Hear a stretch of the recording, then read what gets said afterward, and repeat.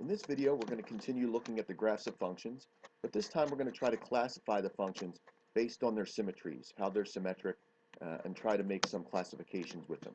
So you can see we have a Desmos document here, and if I click this triangle, we're going to do 3 example problems here that you can write down, and we'll go through together. And then after that, you'll have some problems to try on your own that we'll look at in class here. So the first one we're going to look at is x squared plus 2. We know that that's a parabola. We know it's shifted up 2 from the origin. But we also see that this parabola is symmetric like all quadratics. And there are many shapes and graphs we've seen that are symmetric like this, and we have vocabulary for that. So in this unit, we're going to look at classifying functions by their symmetry, and we're going to start by looking at even functions. So there's a couple definitions here for you to write down. If you need to pause the video, you can. A function f is even if the graph of the function is symmetric with respect to the y-axis. So there's a graphical definition. And then we have an algebraic definition. Algebraically, the function is even if and only if f of the opposite of x equals f of x for all x in the domain of f.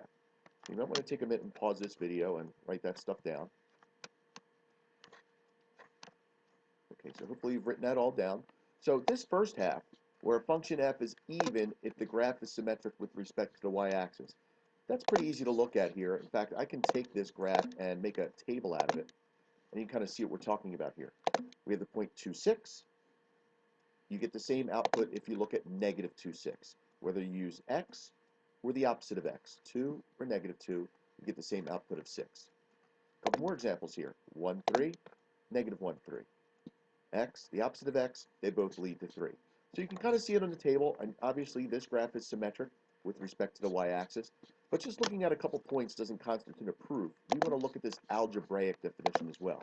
This algebraic definition says that f of x has to be the same as f of the opposite of x. So we're going to pursue that algebraically, and here's how we do that. So we're going to take a look at that function we just had, f of x equals x squared plus 2, and we are going to replace the x with the opposite of x. Just take out the x, put in the opposite of x, and now we're going to algebraically see what happens when we do that. Well, we know that the opposite of x squared is the same as x squared, so we end up with x squared plus 2. And notice that we end up here with what we started with. That means that f of x and f of the opposite of x are equal to each other. If that is true, that means that we have an even function. So besides just using observational tools like seeing that symmetric, we also want to be able to prove these things. So this is a proof that the function we just looked at is even. All right, so let's take a look at our second one here. We're going to turn this one off. Let's take at our second function here. X cubed minus 2x. That's what x cubed minus 2x looks like.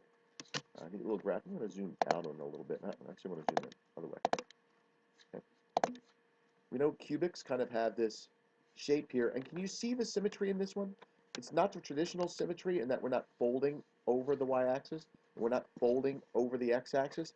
This graph is not symmetric with respect to any axis. Instead, we say that this graph is symmetric with respect to the origin, 0, 0. Imagine I could take this piece of the graph here and rotate it around, and I would get this half of the graph here. So the definition for that, and we do have a definition for this type of graph, this is called an odd function. A function f is odd if the graph of the function is symmetric with respect to the origin. And algebraically, the function is odd if and only if f of the opposite of x equals the opposite of f of x for all x in the domain of f. So again, you may want to pause the video for a minute here and copy those things down. Come on back to me.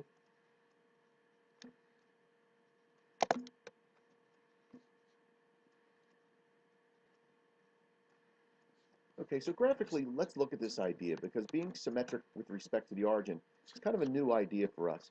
Let's go back to the graph again, and what I've done here is, imagine here's the part of the graph that's in the domain x is greater than 0, and here it is x is less than 0. And here you can see the two pieces of the graph.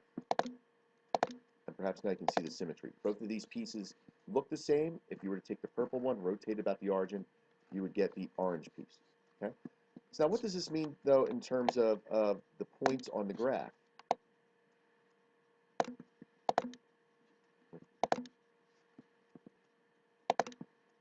Well, once again, we can use the table feature. The table comes in real handy here. If I turn this into a table, I can kind of see what's going on here. Notice this point, I have negative 1, 1 here I have 1, negative 1. So not only is the x the opposite, it looks like the outputs are the opposite as well. 2 more points up here. 2, 4, negative 2, negative 4. So once again, if the input x is made its opposite, the output is also the opposite.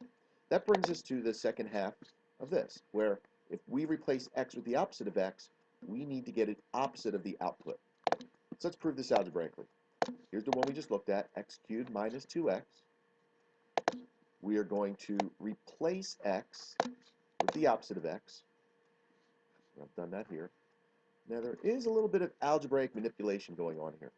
The opposite of x cubed, that's going to be negative x cubed, and I also have to put the opposite of x here, and notice I have a double negative going on. So a little algebraic simplification going on here is that the f of the opposite of x is negative x cubed plus 2x. Now compare what you have to what we had before. We do in fact have, instead of f of x, we now have the opposite of f of, that should be x, of f of x. By replacing x with the opposite of x, we now have the opposite of what we started with. So therefore, that means that this function is odd.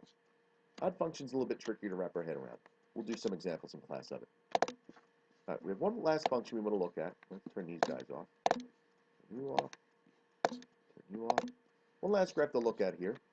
Y equals x minus 3 squared plus 1. You know that this is going to be a parabola. You know its vertex is going to be 3, 1. There it is. Okay. Is this an even or an odd function? You want to pause for a minute and try to prove to yourself, is this an even or an odd function?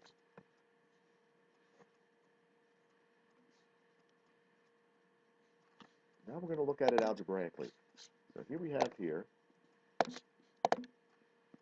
Now my suspicion, going back to the graph, is this might be an even function. It's x squared. That's an even number, so maybe it's an even function. It does seem to have symmetry about a vertical axis. So I'm thinking it's probably going to be an even function, if anything. There's my function.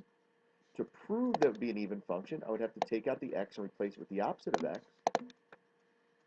which I did here. The opposite of x minus 3 squared, you do a little bit of algebra there, that is the same as x plus 3 squared. Imagine if you factored out the negative 1, negative 1 squared would just be positive 1. That would leave us with x plus 3. Now look at the function we end up with and the function we started with.